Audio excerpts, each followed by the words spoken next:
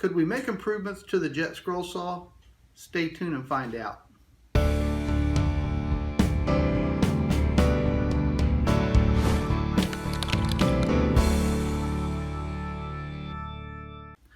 Hey guys, Steve Good here with the Scroll Saw Workshop. Back out in the shop tonight working on another accessory for the jet scroll saw. Thought you might like to see this, so I'm going to zoom in here closer to the tabletop and show you what we're going to be working on.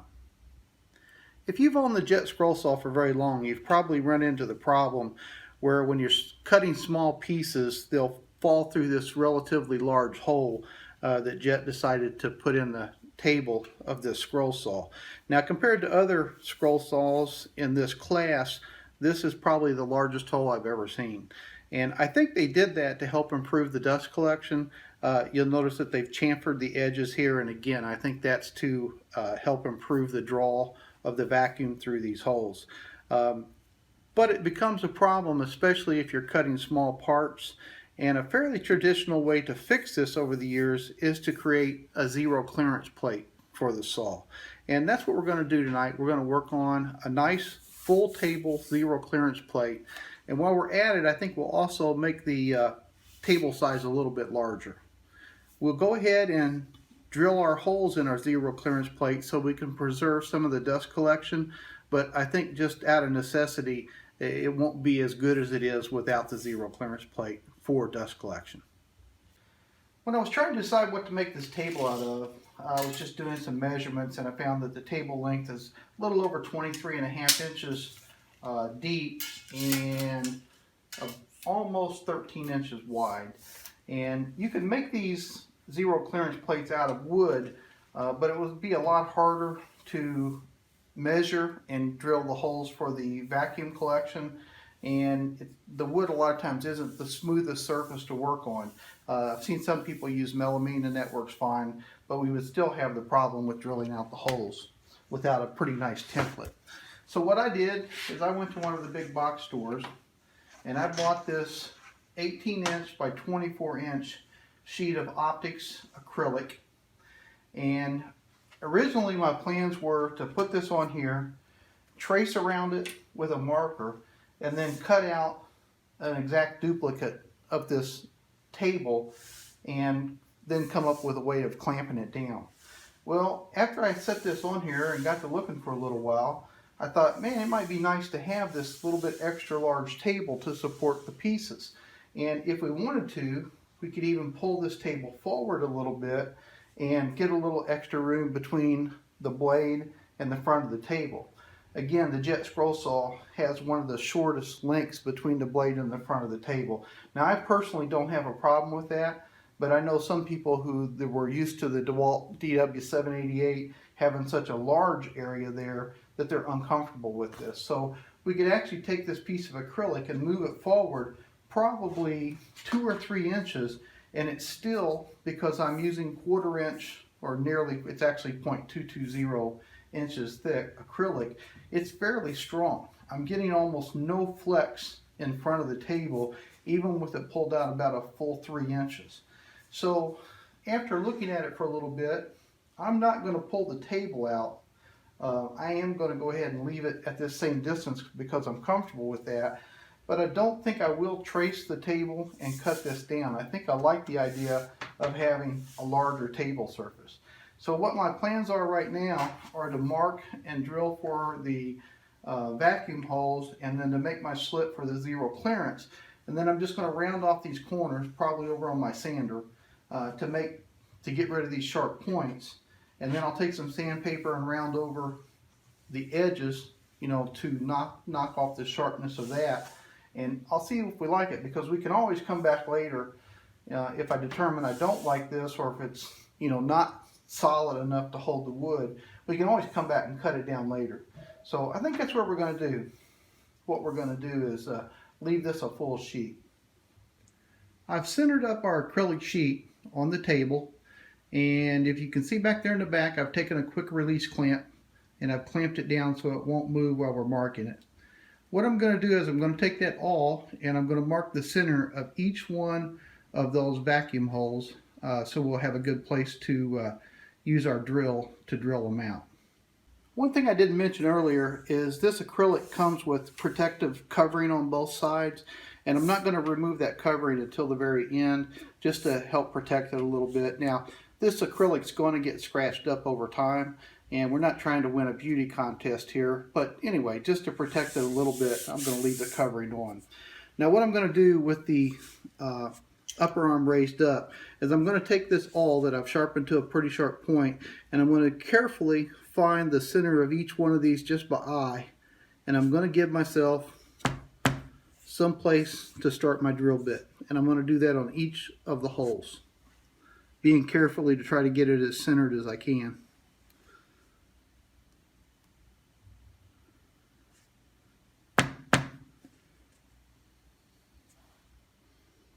I center punched every hole for the vacuum holes in the table, and there is some parallax going on there because this acrylic is fairly thick. So a recommendation is when you get ready to center punch these holes, stand directly over them looking straight down, and you'll come up with a much better center. It's probably not going to be that critical that they're perfect. We want to get them as close as we can. Now the next step we need to do is we need to put the hole in our acrylic table, which obviously is going to be much smaller than this hole. For the jet scroll saw, we need this slit to be able to install the blade. So I think what I'm going to do right now is just find myself a center line down this slit and draw it all the way to the back of the hole. And then we can work on the design of how wide and how large we want it to be after we get the center line drawn in. So I'm just going to take a red Sharpie and try to center this up as best I can.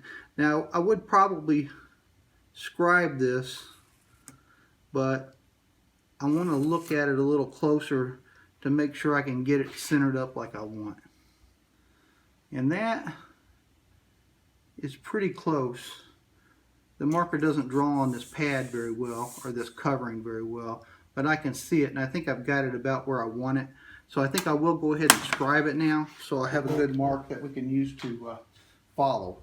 And I'm just going to use an X-Acto knife back over that same line that I just drew. Right there, right there. And I'm just going to put a light scribe mark so we'll have something that we can follow when we start cutting. Okay, got a very good centered up scribe right there. And that'll give us a place where we can move into. Now, one suggestion I had from another reader who's working on the same project like this is down here at the beginning where you put the blade in, he actually cut a triangle down here so it's easy when you bring the blade up to get it to hit this slot. And then what he did is he tapered it in, cut a finer slot down through here, and then decided on the width that he needed for the hole right here. So probably what we're going to do is cut into this, maybe with my bandsaw, I haven't decided yet, or we may just use a larger blade in the scroll saw. And what I might do is just leave this one blade thickness, a large blade thickness wide, and if the blade chews it up a little bit as it cuts, that'll be fine, because you know it's still going to be a small enough hole. So let's get it off here and see how we want to do that. I have installed the largest blade I have, a number 12, into the scroll saw, and I'm going to start by cutting this line all the way back to our end point, and we can always widen this gap later if we need to, but I think a number 12 is going to be a good place to start, and then if we have to take it over to the bandsaw or make a couple extra cuts, we can do that.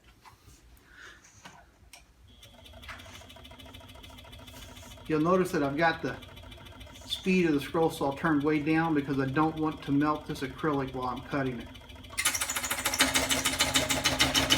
Okay, we've got a good start there. I want to mount this back on there and see how much trouble it's going to be to get the blade up through that slot. I've just set the zero clearance plate back on top of the table. I don't have it clamped down or anything. And I put a more typically used blade, a number 5, in there. And you can see that it's actually loading in there pretty well. And I think once we use it a while, these few little rough edges that are in there are going to break off. Just doing that is actually making it better, and we'll be pretty close. And then if we need to enlarge this hole a little bit, we can take it over to the drill press and drill, a smaller hole right where the blade comes through the table. Once we get the blade clamped up one time, we'll be able to mark exactly where that blade comes through the table at, and then we could go back over and just enlarge that just a little bit on the drill press, or we may not even have to do that. We'll just have to see how it goes. So I'm going to leave it like this, other than I am going to put my triangle down here to make it easier to start the blade, and then I'll drill out the vacuum holes next. It's time to drill the holes to allow the vacuum to continue to work.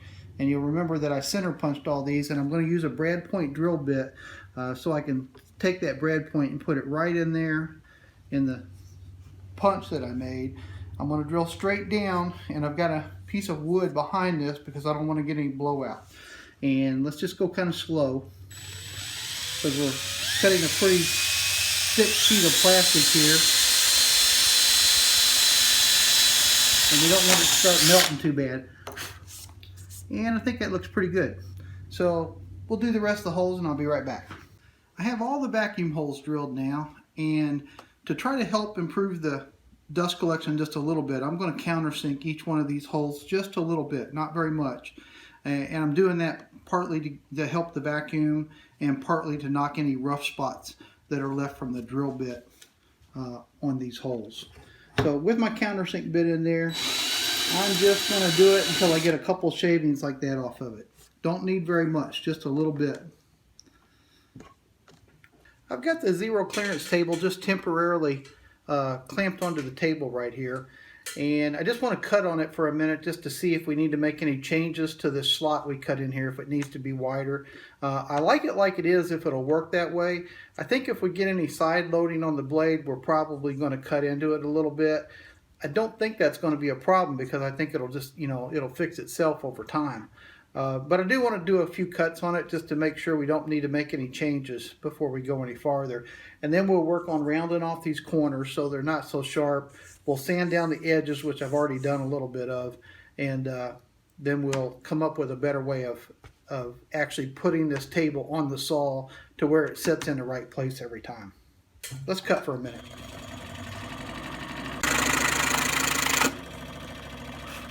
Okay, no problem at all with the blade cutting it into it on that real thin material. And the nice thing is this is such a smooth top that the wood really glides over it really nice. Now I didn't have the dust collection turned on that time, so let's turn it on, do another cut. I'll clean this up, we'll turn the dust collection on, and then we'll see if it's pulling any of the dust through these holes we made. Don't have a lot of dust on top, but it's kind of hard to tell until we get into a big long project.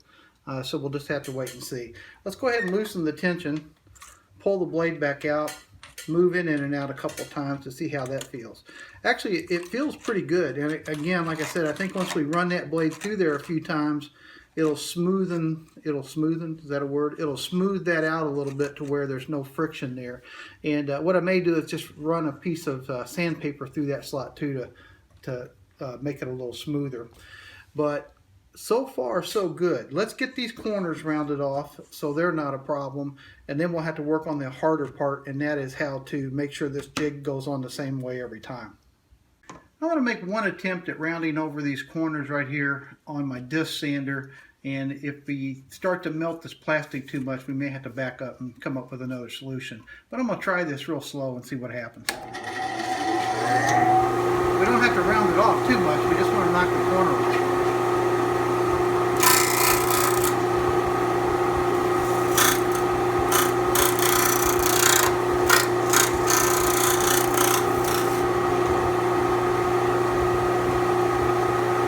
Just that little bit right there is fine with me. No corner left, and we've got fairly clean, just a little bit of sanding right there, we'll be fine. I'm going to do the other corner.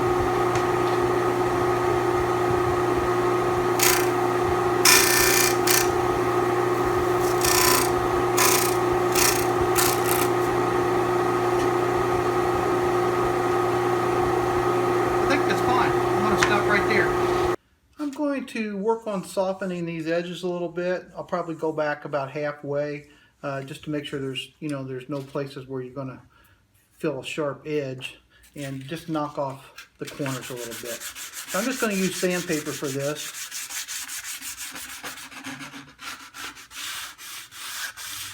and just knock off these edges. Just enough to where it's comfortable.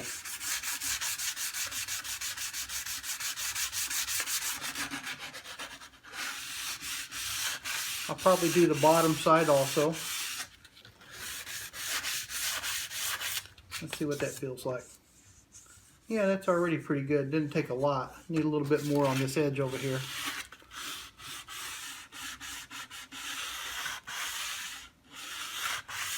Again, this is not a project where we're really worried about winning any beauty contest with it, but there's no reason not to try to make it look as good as we can. I already got one little scratch in it right there, but it's going to get scratched up, so a little bit feels pretty good already. Okay, now it's time to figure out how we are going to be able to put this table up on the surface of the scroll saw and have it set in the correct position every time. And obviously I'm going to have to use some kind of tab system down here or something. So I'm going to work on that and we'll be right back. This will be my first attempt at trying to come up with a system to make sure this thing lines up. And I'm going to start out back here at the back of the table. In case I don't like it, I can back up. What I'm going to do, I couldn't find a glue that tended to want to dry and keep a good bond between my clamp that I'm going to use under the table and this acrylic. So what I'm going to do is I'm going to take this little 1 inch by 1 inch piece of MDF. I'm going to place it down here underneath the table towards the back, push it up against the table, and because of the curvature of the table, when we pull this the zero clearance table forward, I think it'll catch right here. So I'm going to go ahead and mark a couple holes right here, and I'll drill and countersink through the plastic, and so we get a nice smooth surface right here. And let's give that a try and see if it works.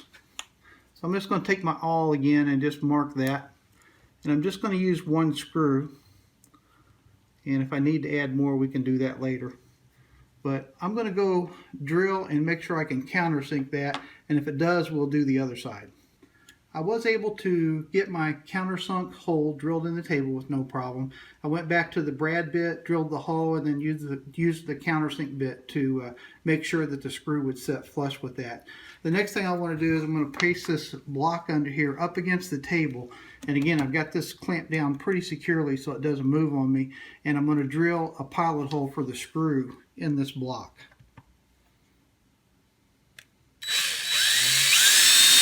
And I'm just going to start it just so I know where the hole needs to be. Then I'll bring it over here to my workbench and drill it a little deeper. And now we can take the screw and see if we can drive it into that that block without too much trouble. Let's see how we do. And I'm just going to use a regular screwdriver for this so I don't over tighten anything and crack the plastic, which is a big possibility when you're working with acrylic. If you torque down on one of these countersunk holes, you are going to split the plastic. And again, if it splits a little bit, not going to be the end of the world. So we just want to tighten it up enough. Still a little loose. We just want to tighten it up just enough to where it'll hold, but not to where it'll split. Just maybe a little bit more right there. Okay, now I'm going to do the same thing on the other side, and we'll see if we need to add any more. There's the finished table, and you can see that to get it to clamp in place every time, I ended up using 3 blocks on each side. And when I take it on and off now, it seems to fit pretty well in place every time and doesn't move maybe a 1/16 or a 32nd of an inch, which is nothing. And I'm going to ease over the edges just a little bit more than I already have, and then I'll show you how we take it on and off, and then we'll call it quits for the night. It comes on and off pretty easy, and the reason I put just one screw in each of the side clamps was to give me just a little bit of wiggle room so these blocks can actually move a little bit when you're taking it on and off. They seem to be pretty solid, but you can see it comes off very easy, and when you go to put it back on, you just move it until the blocks all line up into place, and it's pretty secure right there. Again, it's maybe moving a 1/16 to a 32nd of an inch, but not bad at all. So I think I like it. I think it's useful. And if you have a need for a zero clearance insert on your scroll saw, especially the jet scroll saw, I think this is a good alternative. Just to finish up the video, we'll do a little bit of cutting and talk about the features again. Again, it's almost a 1/4 inch thick. They call it Optix, OPTIX, I think, something like that. It's just an acrylic sheet. I think this sheet cost me around $26. It wasn't cheap. I actually was originally going to get the 1/8 inch thick, and they didn't have it in stock, and I'm kind of glad I didn't, because the 1/8 inch thick I would have had to cut to the exact size of the saw because it would not have been strong enough to support the edge just like this. We've got the little V cut in the end of the acrylic, so it makes the blade, getting it started up through there, much easier. You can see I don't have to aim for it or be real careful. I did end up just cutting the slot with a number 12 scroll saw blade. It already has started to make a little bit larger hole right there where I've been cutting, and it'll be interesting to see if it chips out or anything there after we use it a little while. But so far so good. I haven't cut any real thick material on it yet. And to be honest with you, I don't know if I would be using this tabletop if I was cutting something thick anyway. Most of the time when you've got a zero clearance, it's because you're cutting small parts, or like on a table saw, you want to reduce the tear out on the back side of the piece. And that is something that'll be interesting to see, is how much we reduce that tear out on the back. So let's cut with it a couple minutes here and just see if we notice anything.